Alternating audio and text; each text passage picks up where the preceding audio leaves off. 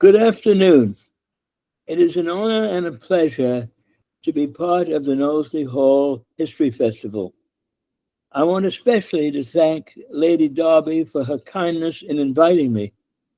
I regret that I'm unable to be at Knowsley Hall in person today to meet your ladyship and all of you.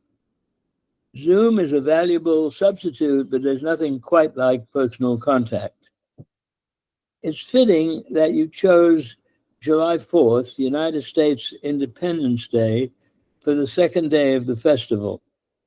It's not too much of a stretch to say that the U.S. owes its independence to General John Burgoyne's surrender of his army to the American forces at Saratoga, New York, in October 1777. Aside from being the turning point of the war, after Saratoga, American independence was all but assured. It was a world-shaking event for a well-trained, largely British army to surrender to the troops of the new United States of America, who many mistakenly looked upon as a, quote, a rebel in arms. Today, I plan to focus my remarks on Burgoyne and his close connection with the Stanley family, a connection that lasted even beyond his death. Burgoyne was born in London in 1723. In the 17th century, King Charles I had created a baronetcy for one of Burgoyne's ancestors. It was a military family. Several members of Burgoyne's family, including his father, were army officers. Burgoyne attended Westminster School, then the training ground of the elite. John Nicol, a liberal clergyman who was the headmaster, imparted to his students an ethical code of conduct, which I believe influenced Burgoyne throughout his life. Unlike most school teachers of his day, Nicol refused to rely on corporal punishment to preserve discipline. It would be enough if a boy confessed to his misconduct and showed repentance. Nicol's influence can be seen in the way Burgoyne treated his men when he was a colonel commanding a regiment. It was then common in European armies, including the British, for men to be flogged for even minor infractions. Burgoyne hated flogging. He advised his officers to treat the soldiers they commanded with firmness tempered by kindness. His men loved him for it. Burgoyne left Westminster School and joined the British Army at the age of 15 as a cornet, the lowest officer rank. It's likely his mother, an heiress, bought the commission for him. Teenage army officers and the purchase and sale of army commissions were the practice at the time.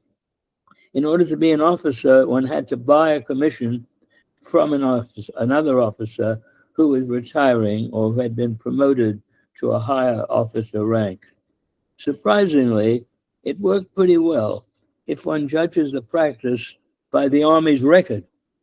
During the 18th century, British armies won battle after battle and helped create an empire. The American Revolution was the only major war they lost. In 18th century England, a man had little chance of getting to the top in the military or politics unless he was a member or had the backing of one of the 200 odd great landowning families. Burgoyne had no such connection, but while at Westminster School, he met James Smith Stanley, known as Lord Strange, the eldest son and heir of Edward Stanley, 11th Earl of Derby. Burgoyne and Lord Strange became close friends, and inevitably he met Lady Charlotte, the Earl's youngest daughter. They fell in love, but when, after 3 years of courting her, Burgoyne asked the Earl for his daughter's hand, the Earl refused.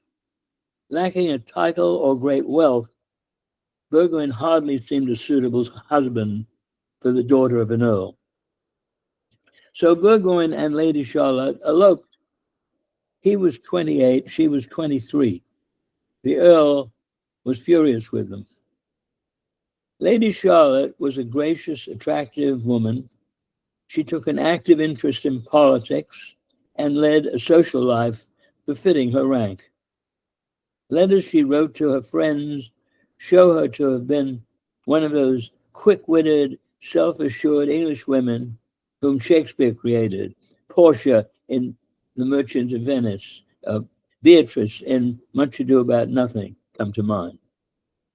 Burgoyne once described his wife in a private memorandum as, and I'm quoting, the tenderest, faithfulest, the most amiable companion and friend that ever a man was blessed with. Soon after their marriage, Burgoyne sold his commission and the couple left for France. Why they chose to exile themselves is not clear. He may have had gambling debts, and they may have left England to escape the horror of debtor's prison, where there were sporadic outbreaks of typhus. Or they may have thought of their time abroad as an extended grand tour, which upper-class Englishmen took to complete their education. And it was less expensive to live in continental Europe than in England. They lived in France and later Italy for 5 years. Burgoyne busied himself learning to speak and write French, the universally accepted international language. All doors were open to the daughter of an English earl and her well-spoken husband. They made friendships with members of the French elite, including the Duc de Choiseul, a future foreign minister, and his charming wife, whom a diarist described as the gentlest, amiable, civil little creature that ever came out of a fairy egg. The two couples remained friends for over 30 years, even during the times that their countries were at war with each other. During their stay in France, a daughter was born to the Burgoynes. They named her Charlotte Elizabeth. She was their only child. Sadly, she was to die in England 10 years later, most likely from an infectious childhood disease, in an era before the general use of vaccinations or the discovery of antibiotics. With war against France threatening, Burgoyne, Lady Charlotte, and their daughter returned to England. It was then that Derby, perhaps mollified by the arrival of a granddaughter, and satisfied as to Burgoyne's capability and good character, put aside his anger over the elopement and accepted Burgoyne into the family. Burgoyne rejoined the army with the rank of captain. The influence and financial support of Derby and his son, Lord Strange, enabled Burgoyne to rise rapidly in the military hierarchy. Although Burgoyne was ambitious, it would be a mistake to be cynical about his motives. His marriage to Lady Charlotte was a genuine love match, which ended only with Charlotte's death 25 years later. Soon after his return to England, Burgoyne, with the backing of the Earl, was promoted to the rank of lieutenant colonel and given command of a cavalry regiment. It was the colonel, as the colonel of a regiment, it was his job to recruit soldiers, and he did so with a flourish. Here is an advertisement he used and very likely composed. You will be mounted on the finest horses in the world with superb clothing and the richest accoutrements. You are everywhere respected, your society is courted, you are admired by the fair, which, together with the chances of getting switched to a buxom widow or a rich heiress, renders the situation truly enviable and desirable. Enlist instantly. The 7 Years' War, 1756 to 63, was a worldwide conflict that involved every major European nation. As usual, Britain and France were enemies. One of Burgoyne's first assignments was as a staff officer in the battle to capture Belle-Île, a small rocky island 8 miles off the French coast. The island was strongly defended, but the British eventually succeeded in capturing it. During the campaign, the commanding general sent Burgoyne to mainland France to negotiate an exchange of prisoners. After Burgoyne successfully completed the negotiations, the French officers wined and dined him. It was an example of the civility that often accompanied 18th century European wars. Just as opposing lawyers who attack each other mercilessly in court manage to enjoy a drink together after they leave the courtroom, enemy officers found no difficulty in being agreeable to each other once away from the battlefield. Burgoyne was to find war in America very different. Portugal was Britain's ally in the 7 Years' War. Spain was France's. When the Spanish threatened to invade poverty-stricken Portugal, Britain sent Burgoyne and his regiment to support the country's defenses. He led his cavalrymen in a dawn raid on a Spanish town and supply depot, taking the Spanish soldiers by surprise and suffering few casualties. Portugal was only a sideshow of the war, but Burgoyne returned home a hero with a reputation for personal bravery and inspired leadership. He was also a politician, having been elected to Parliament in 1761. 7 years later, he ran for re-election in the town of Preston near Knowsley Hall. The Preston election was one of the first truly contested English elections, but it was also one of the most violent. With the help of the Earl and his son, Burgoyne won, but a court fined him £1,000, about £215,000 in today's currency, for inciting violence when he walked the streets of Preston sporting 2 pistols in his hands. No doubt Lord Strange paid Burgoyne's campaign expenses, including the fine. In Parliament, Burgoyne fought the corruption of the East India Company, whose colonial officers enriched themselves by bribes and extortion of Indian rulers. Robert Clive was one of those corrupt officials who plundered the Indian province of Bengal, but he was also a builder of the British Empire, whom the government had raised to the nobility. Burgoyne's attempt to condemn Clive's misdeeds was unsuccessful. Neither the king nor the majority of Burgoyne's fellow legislators supported him. It was futile to attack a national hero. During the years of peace that followed the 7 Years' War, Burgoyne led an active social life. He was a gambler for high stakes at Brooks's Club, which has been called the greatest gambling den in London. The lowest stake there was £50, equivalent to more than £12,000 today.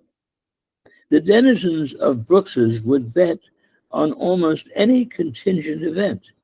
For example, Burgoyne bet his friend, the young Whig Party leader Charles James Fox, 50 guineas that, this is a quote of what was written down in the betting book at Brooks's Club, 4 members of Brooks's Club are married or dead before Fox is called to the bar.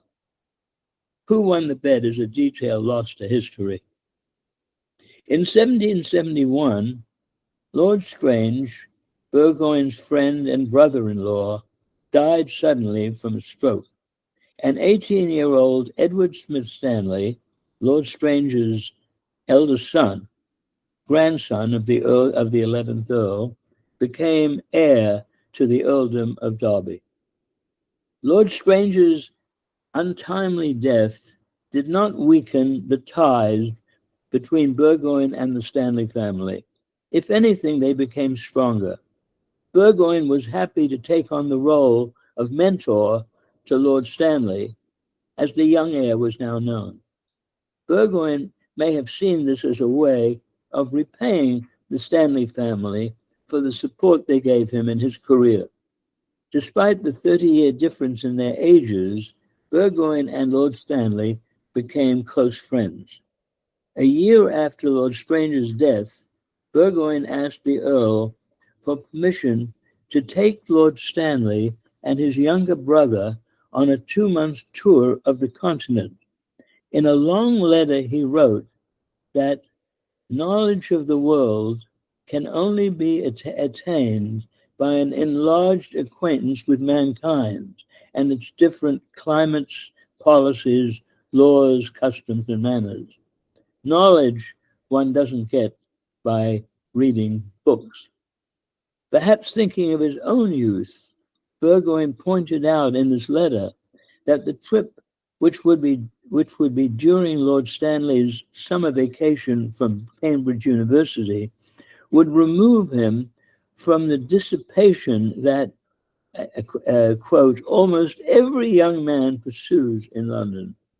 We don't know if the Earl approved the trip, but the easy familiarity that Burgoyne used in his letter shows his closeness to the Stanley family. In 1774, when Stanley became engaged to Lady Elizabeth Hamilton, known as Betty Hamilton, the daughter of the Scottish Duke of Hamilton, Burgoyne made use of his years in France to organize a lavish fête champêtre, a French-style garden party, to celebrate the event. There were girls on swings, as in the Fragonard painting, The Swing, now in the Frick collection in New York. No expense was spared. It was estimated that the costs borne by the Stanley family amounted to £5,000, equivalent to over £1 million today. The fête was held at the Oaks, Lord Stanley's hunting lodge near London. The guests included so many members of Parliament that Prime Minister Lord North was unable to assemble a quorum. So he came to see the fête champêtre. The weather was perfect. It was said that General Burgoyne ordered it and Lord Stanley paid for it. The weather, that is. Burgoyne wrote The Maid of the Oaks, a 2-act masque, today we would call it a musical comedy, to be performed at the party. The actor and theater manager, David Garrick, who provided actors and set designers for the show, asked Burgoyne to expand his masque into a 5-act comedy, which was successfully performed later at the Drury Lane Theatre. It was at the Drury Lane Theatre in London. It was his first dramatic venture, but not his last. The Maid of the Oaks had a thin plot. It was a light-hearted romp with inside jokes, some of them at the author's expense.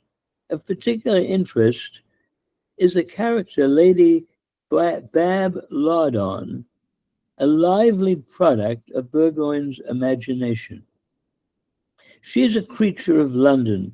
After 3 days away from the city, she is, as she said, as uneasy as a mole in sunshine. She's an early feminist who says, liberty is as well understood by our women as by our men. We have our Bill of Rights and our Constitution too, as well as they. Although Burgoyne was conservative on most social issues, for example, he did not believe that enlisted men in the army should be promoted to become officers, that being an enlisted man itself was an honor. His ideas on women's rights were advanced for his time.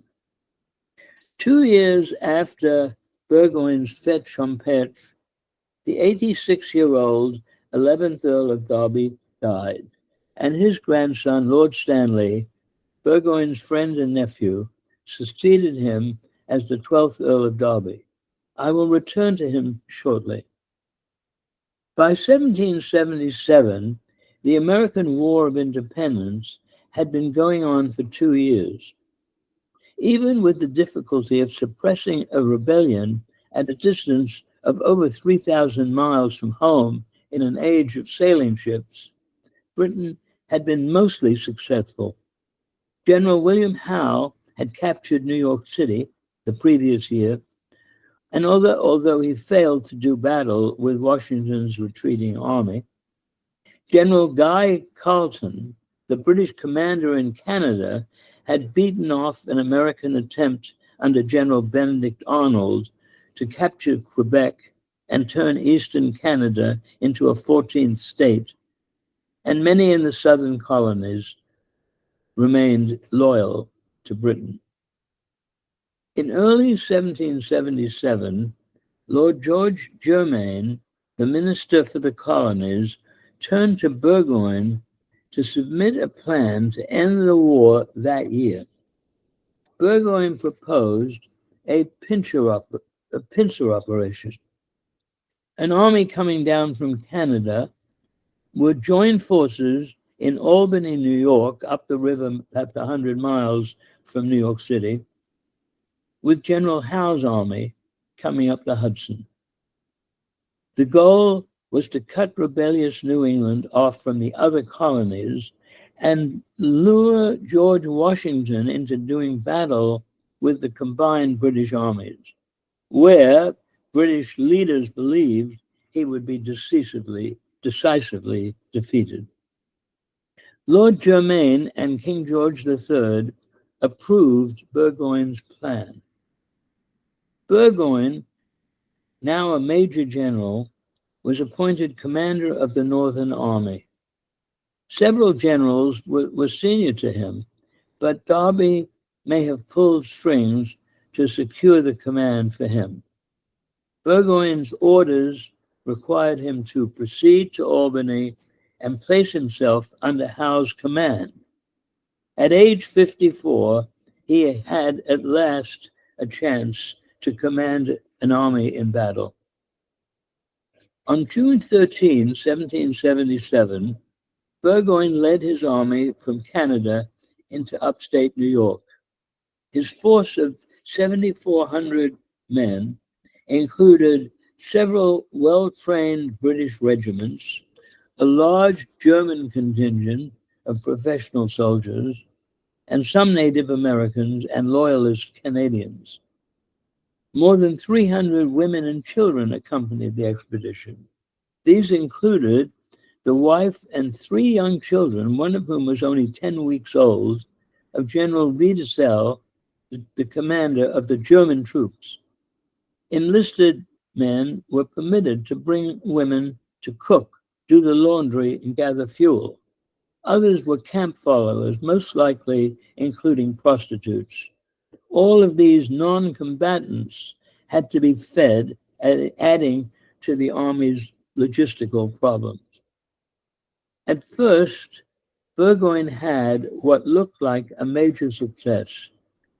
Fort Ticonderoga, at the southern end of Lake Champlain, was regarded as the northern gateway to the colonies. The Americans had occupied the fort early in the war, but now, confronted by an overwhelming force, its garrison abandoned it, and Ticonderoga fell to Burgoyne's army without a battle. The cheap success increased the optimism not only of Burgoyne, but also of General Howe in New York and the king and his ministers in London. But Howe was obsessed with the idea of capturing Philadelphia, the capital of the new American Republic. On July 23rd, He put his army, which was in New York City, on naval vessels under the command of his brother, Admiral Lord Richard Howe, and sailed south to the Delaware River, leaving no significant British force between Washington's army and Burgoyne's diminished army. Astonishingly, Germain in London had allowed Howe to take his army south, thus abandoning the plan of joining forces with Burgoyne in Albany, in Albany, which is the capital of New York State today. Howe's second in command, General Henry Clinton, had repeatedly and urgently advised him to stay with the original plan. The war would be decided in the North, he claimed, while Philadelphia had no strategic value. Although Burgoyne's orders allowed him to act as exigencies may require, he pressed on. He had told his troops at the beginning of the campaign that he would never retreat. Their march through miles of wilderness to the Hudson was slow. The Hudson River was slow. To a large extent, Burgoyne had been defeated by logistical difficulties even before he set out on the campaign. For example, when he arrived in Canada to take over the army that he would lead into the United States, he found an insufficient supply of carts strong enough to carry supplies and ammunition over the rough trails that pass for roads in North America, or the necessary horses to pull the carts. Burgoyne had great faith in the value of artillery in a battle, but every gun had to be pulled by 3 or 4 horses, and the horses required oats and, especially in the summer months, plenty of water. 2 weeks into the campaign, the supply of oats had almost run out. The American General Philip Schuyler, as some of you who may have seen the show Hamilton would know that he was Alexander Hamilton's father-in-law. Alexander Hamilton was the first Secretary of the Treasury of the United States.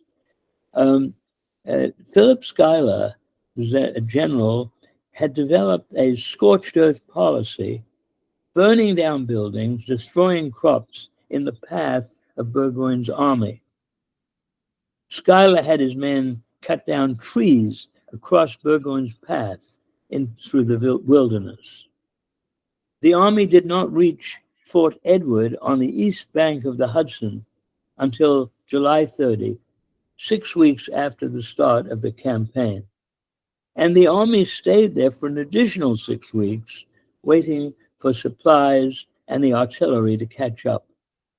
Meanwhile, an American army and militias under the command of General Horatio Gates gathered around him. By then, Burgoyne's army, which was down to 4,500 from the original 7,400, depleted by deaths in battle, sickness, desertions, particularly by the Native American warriors who had no stake in the war and few opportunities for plunder, and the need to leave garrisons in the forts they had taken. Now Burgoyne had to decide whether to cross the Hudson and fight the Americans without Howe's help or return to Canada. Burgoyne was constitutionally a risk taker, and yet there were risks whatever he did. As he pondered, he may have thought of the fate of Admiral John Byng, who in the 7 Years' War 20 years earlier had ordered his fleet to retreat from the Mediterranean island of Minorca, leaving it to the French. Convicted by a court-martial, Byng was executed by a firing squad on the deck of his flagship. The French author Voltaire commented, "In England, it is useful to kill an admiral from time to time to encourage the others." For Burgoyne to retreat without having fought a battle with the bulk of Washington's army was unthinkable. One of his officers later testified, "General Burgoyne's character would not have stood very high with the army, this country, or the enemy had he halted at Fort Edward." Whatever his rationale, Burgoyne's army crossed the Hudson on September 13 and 14 on a floating bridge made up of boats chained together, and made their camp at the small town of Saratoga, which has since been renamed Schuylerville, 18 miles east of the present horse racing town of Saratoga Springs. On the 19th, Burgoyne's army tried to break through the American defenses to the south. During a 4-hour battle, fresh troops continually reinforced the Americans, while Burgoyne had no reinforcements to replace the British and German troops who fell. A British soldier wrote in his diary, "General Burgoyne behaved with great personal bravery. He shunned no danger. His presence and conduct animated the troops, for they greatly loved the general. He delivered his orders with precision and coolness." 500 British and German soldiers were killed, wounded, or taken prisoners in the battle. Burgoyne's army had failed to break through the American defenses. As night fell, the horror continued, even increased. Several wounded men were left on the field because any attempt to rescue them ran the risk of being killed by American sharpshooters. The cries from the wounded were mixed with the howls of the wolves that came out to eat the flesh of the dead and dying men. It seems strange that there was no call for a brief ceasefire to save the wounded men, as there might have been in a European war. But the American Revolution was a no-holds-barred ideological conflict. For the next 2 weeks, the opposing armies camped on the battlefield, so close to each other they could hear each other's voices. On October 7, still trying to push through to Albany, Burgoyne led a reconnaissance in force against the Americans. It again took heavy casualties but failed to break through the American line. Burgoyne took his depleted and exhausted army back to his camp at Saratoga, where he convened a council of war of his senior officers. His army, now down to 3,500, faced 14,000 American Army troops and militia, commanded by General Gates. The Council of War voted unanimously to surrender. The surrender had consequences throughout the world. A month after the news reached Europe, the French foreign minister informed Benjamin Franklin, the American envoy in Paris, that his government wished to enter into an alliance with the United States. And a month later, France declared war on Britain. Spain, France's ally, soon joined the war. What had begun as an attempt by Britain to hold on to its North American colonies was now transformed into a global war in which Britain had no allies. General Gates gave Burgoyne generous surrender terms. His army would be marched to Cambridge, Massachusetts, where it would be given adequate food and shelter, and permitted to return to England on British ships on the condition they would not return to fight against the American colonists. In Cambridge, not a single householder offered Burgoyne even a temporary asylum. The soldiers of the captive army were given crude huts to live in, open to the bitter New England winter weather. In January 1778, Congress repudiated Gates's surrender terms. There followed one of the most disgraceful episodes in American history. The captive army was held in Cambridge until the following winter, when they were forced to march through snowstorms 550 miles to Charlottesville, Virginia. Thomas Jefferson, then governor of Virginia, expressed his sense of shame. "I cannot help feeling a most thorough mortification," he said, "that our Congress should have permitted an infraction of our public honor." By 1783, when a peace treaty was signed, only 470 men remained of the 3,500 who surrendered at Saratoga. The others had either died from disease or exposure, or had escaped and blended into the countryside, some marrying American women. 7 months after the surrender, Burgoyne returned to England as a paroled prisoner of war.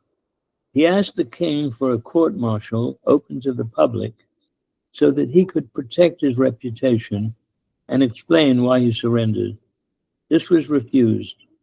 The king and his ministers made every effort to pin the blame for the disaster exclusively on Burgoyne. Lord Germain, who had failed to coordinate the actions of the two substantial British armies in North America, that is, Burgoyne's and General Howe's, and who had allowed Howe to abandon Burgoyne in upstate New York, continued as colonial minister and later was elevated to the peerage. And the government showed little interest in inquiring into Howe's sudden decision to take his army south instead of following the agreed-upon plan to join up with Burgoyne in Albany. Saratoga was not the end of Burgoyne's military career. Lord North's Tory ministry fell in 1782, and the Whigs formed a new government led by Burgoyne's political allies Charles James Fox and Edmund Burke. Now you would call him a lieutenant general, we would call him a lieutenant general. He had been promoted while on the Saratoga campaign. Burgoyne was appointed commander of the British Armed Forces in Ireland, then a British colony. He resigned the post after a year, most likely because he was attracted to the pleasures of London, particularly its theaters. The stage was Burgoyne's main interest in the last years of his life. He wrote 3 more plays, which were performed in London's Drury Lane Theatre, the most successful of which was his 5-act comedy, The Heiress. The play's great strength was that Burgoyne, unlike most of other playwrights, was personally familiar with the elite social scene that he depicted. The Heiress was translated into French, German, Italian, and Spanish, and was performed in several European capitals. The politician and diarist Horace Walpole, who seldom had a good word to say about Burgoyne, wrote, "Burgoyne's battles and speeches will be forgotten, but his delightful comedy of The Heiress still continues the delight of the stage and is one of the most pleasing domestic compositions." As an aside, the young 12th Earl of Derby, Burgoyne's friend and nephew by marriage, had a passion for horse racing and the wealth to engage in it. In 1780, he founded the Derby, a race for 3-year-olds at Epsom Downs, which gave his name to the world's most famous horse race, as well as to its namesake race in the United States, the Kentucky Derby. Burgoyne's wife, Lady Charlotte, had died in 1776. 4 years later, Burgoyne, now approaching 60, met Susan Caulfield, a young actress and singer. They were together until his death, and she had 4 children by him, but they never married. Little is known about her. It is possible that Burgoyne's descendants destroyed his correspondence to hide their own birth out of wedlock. On August 3, 1792, Burgoyne returned to London after a visit with his friend Charles James Fox. In the evening, he attended a historical drama. The title was The Surrender of Calais at the Little Theatre in the Haymarket. After the play, he returned to his home in Mayfair. He died suddenly that night or early the next morning. It is unclear whether Susan Caulfield was with him when he died. He was buried in an unmarked grave in Westminster Abbey. Only 5 persons, 4 men and a woman, attended. It is likely that the woman, who was described as being in a state of convulsive agitation, was Caulfield. Ironically, the man who surrendered at Saratoga spent the last evening of his life at a play about another surrender, albeit a British victory. At Calais in 1347, a French army had surrendered to the British, who occupied the city across the English Channel from England for the next 2 centuries.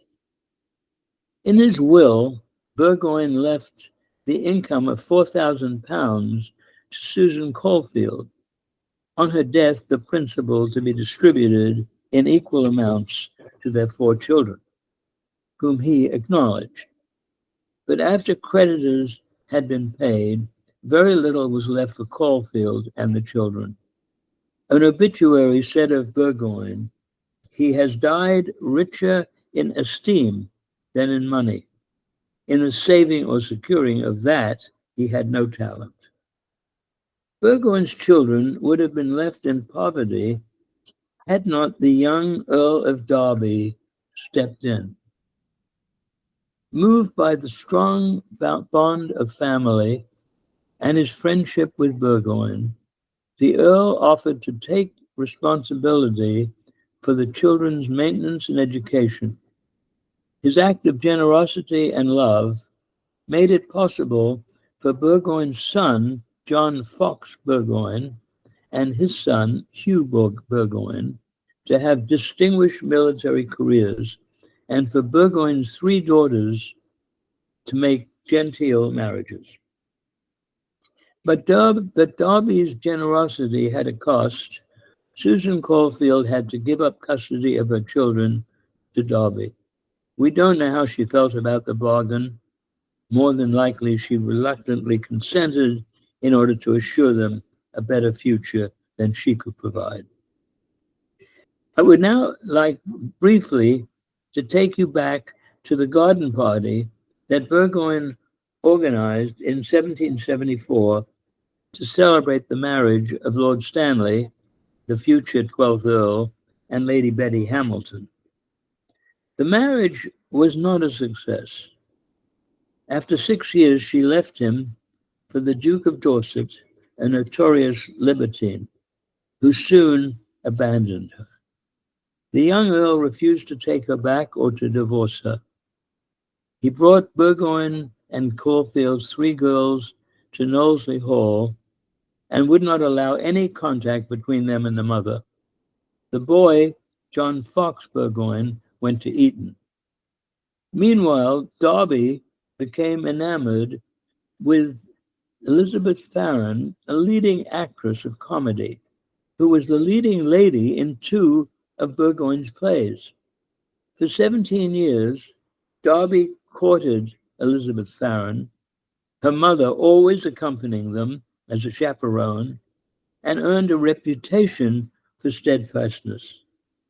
In 1797, Lady Betty, Derby's first wife, who had left him 19 years earlier, died.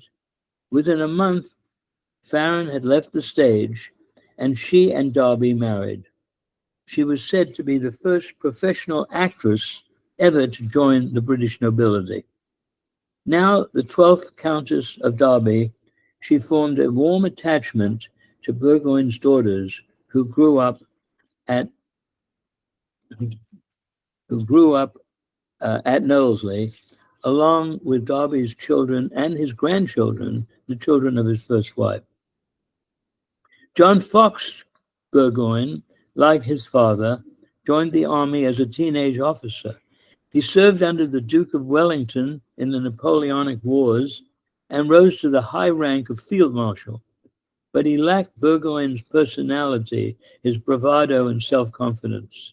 His son, Burgoyne's grandson, Hugh Burgoyne, became a naval officer. He won the Victoria Cross, Britain's highest honor for heroism in the Crimean War of the 1850s. In 1897, more than a century after Burgoyne's death, George Bernard Shaw gave Burgoyne a cameo role in his play The Devil's Disciple, set in upstate New York shortly before the surrender at Saratoga. In a note that accompanied the play, Shaw referred to Burgoyne's, and now I'm quoting Shaw, peculiar critical temperament and talent, artistic, satirical, rather histrionic, and his fastidious delicacy of sentiment, his fine spirit and humanity. Shaw gave the unfortunate but gifted general the nickname of Gentleman Johnny, which has stuck. Two biographies of Burgoyne and a novel based on his life have the title Gentleman Johnny. I thank you for listening to me. Norman, that was fantastic. I've got two more questions for you, if you've got 2 seconds. Of course.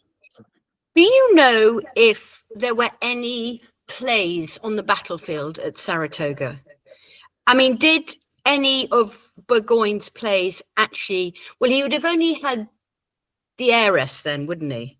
No. He, the time of the battle, 1777, the only play the only play he'd written for the London Theatre was The Maid of the Oaks. The Maid of the Oaks. Yeah, that play had been written for this fete, but was later on shown at Drury Lane Theatre.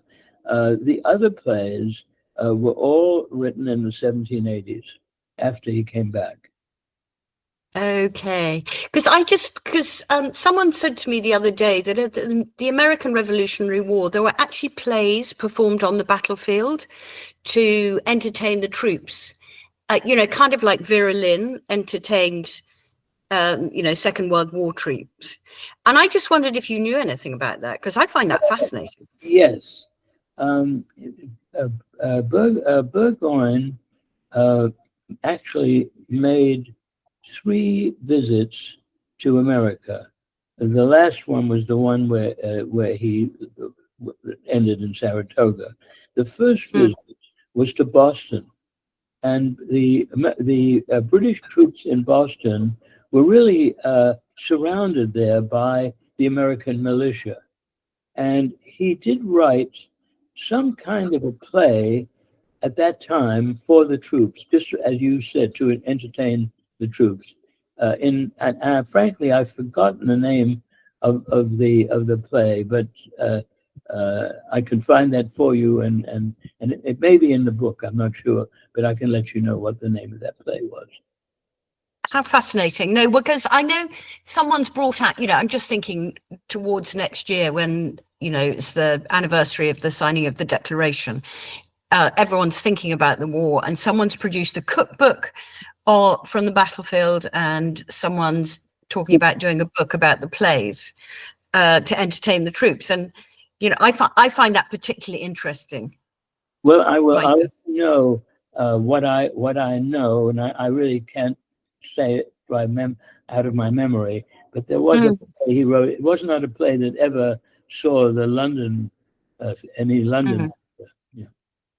Yeah, I'll check in your book, because the awful thing is I can't remember either. Got so much going on in my brain.